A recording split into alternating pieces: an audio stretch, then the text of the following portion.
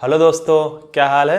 दोस्तों, हमारे मन में कभी न कभी ये सवाल जरूर आया होगा कि हमें कौन सी स्ट्रीम फॉलो करनी चाहिए। क्या मुझे बैकएंड इंजीनियर बनना चाहिए या फ्रंट एंड इंजीनियर या फुल स्टैक बेटर रहेगा। सिमिलरली, क्या मुझे डेवऑप्स की स्ट्रीम फॉलो करनी चाहिए या फिर एसआरई साइड में जाना चाहिए। इसके साथ ही साथ मेरे पास ऐसे और क्या क्या ऑप्शंस हैं और हर स्ट्रीम में कितना कितना पैसा मिलता है, तो इसी चीज को डिस्कस करने वाले हैं इस वीडियो में। So without waiting further, let's get started.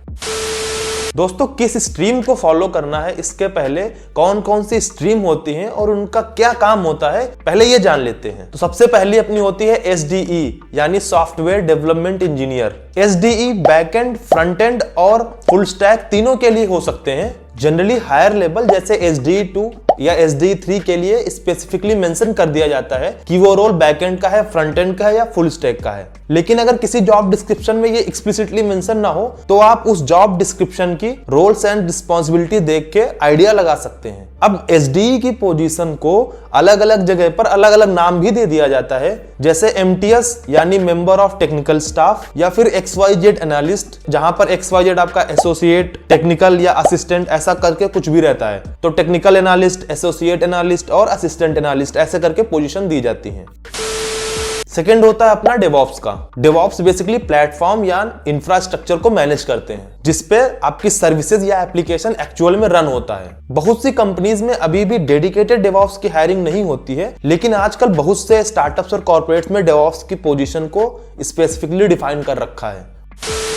Third होता है SRE यानी कि साइट रिलायबिलिटी इंजीनियर, जिसका मेजर काम होता है एप्लीकेशन या सर्विसेज को प्रोडक्शन एनवायरनमेंट में 24 आवर्स रन करना, जिससे कि अपना बिजनेस जो है कंटिन्यू रहे। इसके साथ साथ ये लोग सर्विस या एप्लीकेशन की हेल्थ भी मॉनिटर करते हैं।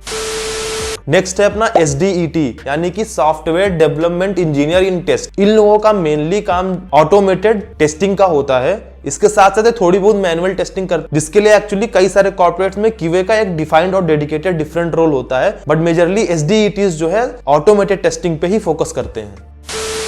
इसके अलावा एंड्रॉइड और iOS डेवलपर्स की भी डेडिकेटेड पोजीशंस काफी सारे कंपनीज में होने लगी हैं, जो कि मोस्टली बैकएंड APIs को यूज करके मोबाइल UI बनाते हैं। प्लस एडिशनल लॉजिक रहता है जो कि उस एप्लीकेशन के फीचर होते हैं, जैसे कि fingerprint scanner, face scanning, encryption, decryption, इस तरह की चीजें।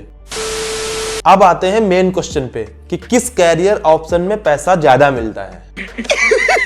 पैसा ही पैसा होगा। तो यार, ये टोटली डिपेंड करता है आपकी कंपनी और टाइप ऑफ वर्क पे। यहां पर मैंने ऑनलाइन रिसर्च करके ही एवरेज सैलरीज से कंपेयर किया है, तो प्लीज कोई ऑफेंड मत होना। और अगर किसी को लगता है कि कोई इंफॉर्मेशन इनकरेक्ट है तो प्लीज रेफरेंस के साथ कमेंट डाउन आप कर सकते हैं। तो यूजुअली बैकएंड, फ्रंट एंड और मोबाइल डेव्स की सैलरीज मोर और लेस सिमिलर ही रहती हैं। बट अगर आप किसी B2B फिनटेक कंपनी में काम कर रहे हो जिसका बिजनेस लॉजिक काफी कॉम्प्लेक्स है, तो वहां पर बैकएंड डेवलपर की सैलरी जो है वो रिलेटिवली फ्रंट एंड के हायर साइड पे रहती है। सिमिलरली, अगर कोई B2C कंपनी है जिसका मेन फोकस यूजर्स को लुक एंड फील देने में है, तो वहां पर ऑब्वियसली फ्रंट एंड इंजीनियर्स की सैलरी कंपैरेटिवली बैकएंड से ज्यादा रहती है। बट अगर मैं इन जनरल बात करूं तो बैकएंड इंजीनियर्स की सैलरी 10 to 15% हायर होती है relatively to front end engineers. Android developers की सैलरी जो है वो बैकएंड इंजीनियर्स के ऑलमोस्ट सिमिलर रहती है, बट iOS डेव्स की सैलरी एंड्रॉइड डेव्स और बैकएंड से स्लाइटली बेटर रहती है, क्योंकि iOS डेवलपर्स की मार्केट में कमी है और जितनी भी मोस्ट ऑफ द कंपनीज है वो एंड्रॉइड के साथ साथ अपना iOS ऐप भी लॉन्च करती है। तो डिमांड ऑलमोस्ट सिमिलर रहती है, बट सप्लाई जो है वो रिलेटिवली कम है। इसके अलावा फुल स्टैक इंजीनियर्स की सैलरी बैकएंड इंजीनियर से भी 15 to 20% ऑलमोस्ट बेटर रहती है। यहाँ पर एक पॉइंट मैं और ऐड करना चाहूंगा कि अगर बैकएंड डेव्स में आप किसी प्लेटफॉर्म या कोर टीम का पार्ट है तो आपकी सैलरी यूजुअल बैकएंड इंजीनियर से काफी हाई होती है और इसका कोई मैक्सिमम रेंज भी नहीं है। यूजुअली मैंने देखा कि ये salary as high as 2 times भी हो सकती है एक नॉर्मल बैकएंड डेव्स के। अब आते हैं डेवऑप्स की सैलरी पे। डेवऑप्स की सैलरी यूजुअली जो SDEs होते हैं उनसे स्लाइटली बेटर होती है और उनका वर्क भी काफी जेनेरिक और टेक्निकल होता है। उनको कंपनी के बिजनेस और यूज केसेस से ज्यादा मतलब नहीं होता है। डेवऑप्स की सैलरी यूजुअली 8 to 10% बेटर रहती है नॉर्मल SDEs से। SREs की सैलरी यूजुअली SDEs से थोड़ा लोअर साइड पे होती हैं क्योंकि उनकी रिस्पॉन्सिबिलिटीज डिफाइंड होती हैं और मेजर वर्क डिप्लॉयमेंट, मॉनिटरिंग और रिपोर्टिंग का ही रहता है। SDETs की सैलरी SREs से भी थोड़ा लोअर साइड पे होती हैं क्योंकि वो सर्विस या एप्लीकेशन की क्वालिटी को मेंटेन रखते हैं, एक्चुअल बिजनेस लॉजिक पे उनका कोई काम नहीं होता है। इसके साथ साथ मैं एक बोनस पॉइंट और ऐड करना चाहता हूं कि आजकल मार्केट में ML इंजीनियर्स करके भी कुछ इंजीनियर्स की हायरिंग होती है जिनका मेजर काम इंफ्रास्ट्रक्चर या प्लेटफॉर्म बनाना होता है जिसके ऊपर मशीन लर्निंग के एक्चुअल मॉडल्स ट्रेन और रन किए जा सके। इन इंजीनियर्स की सैलरी SDEs और DevOps से भी हाई होती है क्योंकि अभी के केस में इनकी डिमांड अच्छी खासी है, बट एक्सपीरियंस्ड ML इंजीनियर्स की काफी कमी है मार्केट में।